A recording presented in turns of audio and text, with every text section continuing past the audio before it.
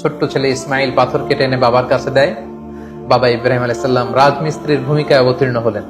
তিনি নিজ হাতে আল্লাহ তাআলার ঘর কাবা তিনি নির্মাণ করতে শুরু করলেন। বাপ ছেলে দুজনই পড়তে আরম্ভ করলেন, রব্বানা তাকাব্বাল মিন্না ইন্নাকা আনতাস সামিউল আলিম। হে আল্লাহ, আপনি আমাদের পক্ষ থেকে এই ইফোর্ট, এই ডেডিকেশনকে, এই কাজকে আপনি কবুল করে নেবেন। এবং আল্লাহ তাআলা বললেন যে ওয়াইদ জাআলনাল বাইতা মাসাবাতান লিন-নাসি ওয়া আমনা, আমি এই কাবা ঘরকে, ইব্রাহিম ইসমাইলের পদধূলি ধন্য এই কাবা ঘরকে গোটা বিশ্বের মানুষের মিলন কেন্দ্র বানালাম। যেটা আমরা হজ উমরার সময় দেখি, more than 2 million Muslims they gather together in Kaaba. কাবার চারিপাশে প্রায় 20 লক্ষেরও বেশি মানুষ একসাথে হজের সময় তারা সালাত আদায় করে। গোটা বিশ্ব থেকে প্রতিদিন উমরার জন্য মানুষ কিন্তু সেখানে যাচ্ছে। অর্থাৎ মানুষের একটা মিলন কেন্দ্র আল্লাহ তাআলা সেই এলাকাটিকে বানিয়েছিলেন, কিন্তু যেটা একটা সময় ছিল অনুর্বর, জনমানব শূন্য একটি এলাকা।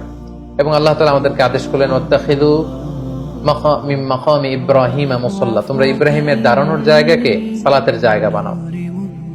অর্থাৎ যেই পাথরের উপর দাঁড়িয়ে সাইয়েদনা ইব্রাহিম আলাইহিস সালাম কাবাকে রিকনস্ট্রাক্ট করেছেন, আজ পর্যন্ত এই 2500-3000 হাজার বছর পরেও সেই পাথরটি আজও সংরক্ষিত আছে। আপনারা হজ উমরা যারা করেছেন তারা দেখেছেন সেই পাথরটির চারদিকে সেটা সংরক্ষিত আছে। সাইয়েদনা ইব্রাহিম আলাইহিস সালামের ফুটপ্রিন্ট সেখানে আছে, পায়ের ছাপ আছে। এবং সেটাকে সামনে রেখে টু দ্য ডাইরেকশন অফ কাবা সালাত করাকে আল্লাহ তাআলা আমাদের জন্য অবধারিত করেছেন, তিনি আমাদেরকে আদেশ করেছেন। এবং সাইয়েদনা ইব্রাহিম এবং ইসমাইলকে বলেছেন, তোমরা কাবা ঘরকে পরিচ্ছন্ন করো, ঝাড়ু দাও। সাইয়েদনা ইব্রাহিম আলাইহিস সালাম সফলতার সাথে কাবা পুনর্নির্মাণের এই মিশনটাও সম্পন্ন করলেন। সম্পন্ন করে তিনি কায়মনোবাক্যে আল্লাহ তাআলার কাছে একটা দোয়া করেছিলেন, ঐতিহাসিক দোয়া।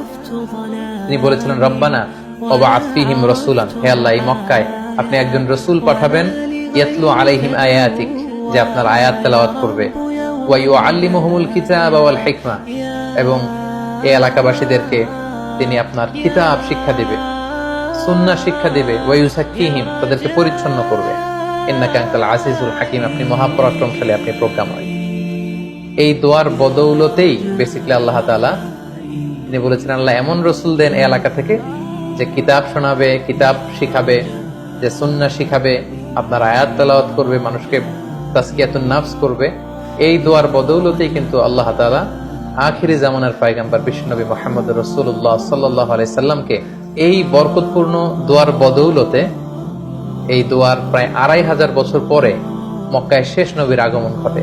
এবং আল্লাহ রাসূল সাল্লাল্লাহু আলাইহি ওয়াসাল্লাম তিনি বলতেন, আনা দাওয়াতু আবি ইব্রাহিম, আমি হচ্ছে আমার বাবা ইব্রাহিমের দোয়ার ফসল।